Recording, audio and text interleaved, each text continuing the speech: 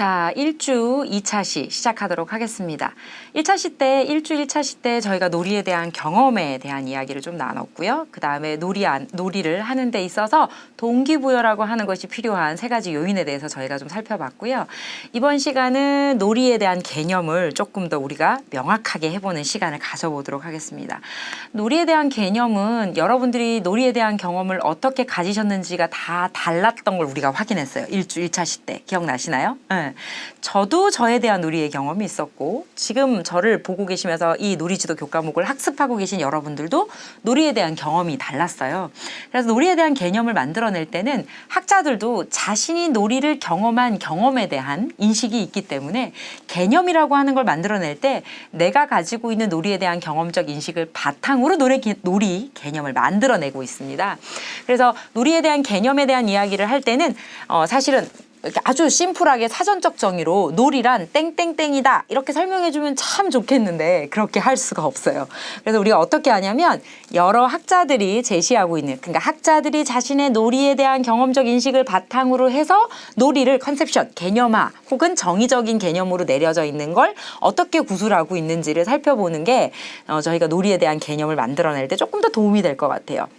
그 말인 즉슨 지금 이 수업을 듣고 계시는, 이 강의를 듣고 계신 여러분들도 놀이에 대한 개념을 뭐 할 수 있다? 여러분이 가지고 계시는 놀이에 대한 경험적 인식을 바탕으로 뭘 만들 수 있다?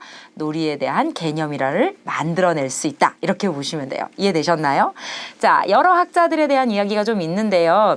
제가 한 6명 정도 학자가 이야기하고 있는 놀이에 대한 개념을 같이 여러분들이랑 읽어드릴 거예요. 이 6개의 학자의 이야기, 놀이에 대한 개념을 들어보시고 어떤 게 여러분들한테는 조금 더 마음으로 와닿는지 한번 살펴보세요. 저도 여기 이 중에서 좀 마음에 드는 그 대목이 하나 있거든요. 저도 그걸 항상 마음속에 심어놓고 저도 놀이에 대한 개념을 만들어내요. 그건 뭐냐면 이 학자랑 내가 가지고 있는 놀이에 대한 경험적 인식이 좀 어떻다? 비슷하다. 그래서 그 개념이 나한테 좀 더 어떻다? 와닿는다. 이렇게 보시면 돼요. 자, 그럼 제일 먼저 나오는 학자가 로저스와 소여라고 하는 학자네요. 자, 이 학자는 plays life 이렇게 얘기했어요. 뭐예요? 놀이는 곧 삶이다. 어쩌면 아까 저희가 일주 1차 시 때 봤었던 놀이에 대한 그 시, 놀이와 영유아의 삶이라고 하는 것에서 들여다 봤었던 거와 좀 같은 맥락으로 이야기하고 계시지 않나요? plays life. 그죠? 놀이는 삶이다. 이렇게 로저스와 소연은 얘기를 하고 있고요. 그다음에 여러분이 잘 아시는 대표적인 유아교육의 보육학의 대표적인 학자라고 할 수 있는 프레벨이라고 하는 학자는 뭐라고 얘기했냐면 아이들에게 놀이란 자신의 능력을 발휘하고 확장하며 성공감을 느끼며, 자, 여기 포인트예요. 뭐예요? 자를 발견하고 뭐 하는 것, 실현하는 것. 이게 프로벨이 생각한 아이들이 놀이에 대해서 가지고 있는 개념이라고 합니다. 어떠세요? 좀 와닿으세요?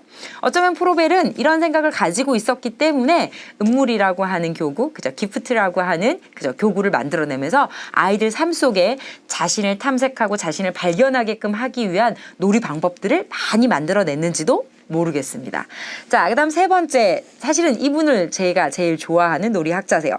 김옥년이라고 하는 학자는 놀이의 개념을 어떻게 정의했냐면 놀이란 유아의 티 없는 생명의 발로이므로 유아의 생활에서 놀이를 빼앗는 것은 마치 물고기에게서 헤엄치는 자유를 뺏는 것과 같다. 이렇게 얘기했어요. 자율이라고 돼 있네요. 자유. 예, 이렇게 바꾸셔야겠네요. 죄송합니다. 자유를 빼앗는 것과 같다. 이렇게 얘기하고 있어요. 저는 이 김옥년이라고 하는 학자가 하고 있는 놀이에 대한 개념이 제일 저한테 와닿아요. 어떤 대목이었겠어요? 그쵸. 물고기에서, 헤엄치는 자유를 빼앗는 것과 같다. 그 정도로 아이들에게 놀이란 혹은 인간에게 놀이란 자유를 주는 행위 중에 하나이다. 이렇게 보는 것 같아요. 자, 김옥년이라고 하는 학자는 이렇게 얘기를 했고요. 자, 다음 페이지 가볼게요. 아이작이라고 하는 또 학자가 있습니다. 이분 아주 곱게 생기신 여자분이신데요. 자, 이 학자는 뭐라고 얘기했냐면 놀이는 아이에게 삶 자체인 동시에 이 세상을 이해하는 수단이다. 이렇게 얘기했어요. 어떠세요? 여러분들은 놀이를 하면서 이 세상을 이해하고 계신가요? 저는 지금 여러분들하고 같이 이 놀이지도라고 하는 학습, 놀이지도라고 하는 놀이를 하면서